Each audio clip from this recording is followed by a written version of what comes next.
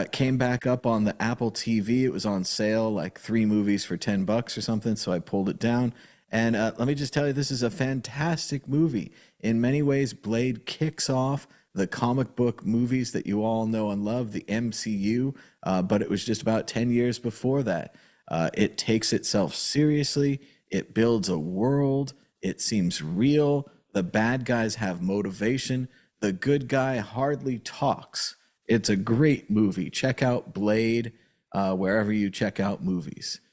Josh, any comments on Blade? I know you like movies too. Yeah, wow, Blade. That was one that just came out of nowhere. Nice. Yeah, one I really want to rewatch. Like Blade, it was sort of a classic, but not really. Is RoboCop? I'd like to see that again because I think there's a whole lot of stuff in that movie that was predictive, and so I'm yeah interested to enjoy that one again as well.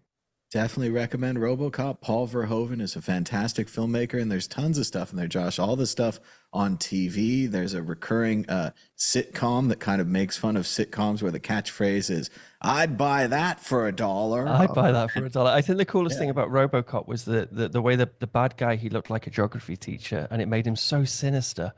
He wasn't like your typical bad guy. He was kind of balding, had the glasses. Yeah. And yeah, it's a great film. Great film. I have to watch Yeah, that now after the later show. on, he's the father on that '70s show, and he is pretty foreboding as the father. Like he's pretty strong on his son. But in the same way, I've seen him in some interviews recently, and I think the same thing you thought, Ben. If I saw that guy in real life, and I'm sorry, I forget his name, but I would be terrified. I'd be like, you gave such a strong performance in RoboCop.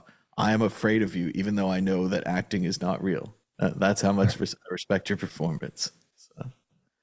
Another neat thing about the movie Blade, I was thinking about. I think this is a year before, or maybe 2 years before The Matrix.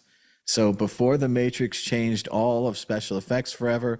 If you watch Blade, I just watched part of it this morning. The fighting is all real. Wesley Snipes is a martial artist. He's a big dude. He's throwing people around. The shots are all up close. It's all square. It's not shot from crazy angles. There's no crazy computer graphics backgrounds.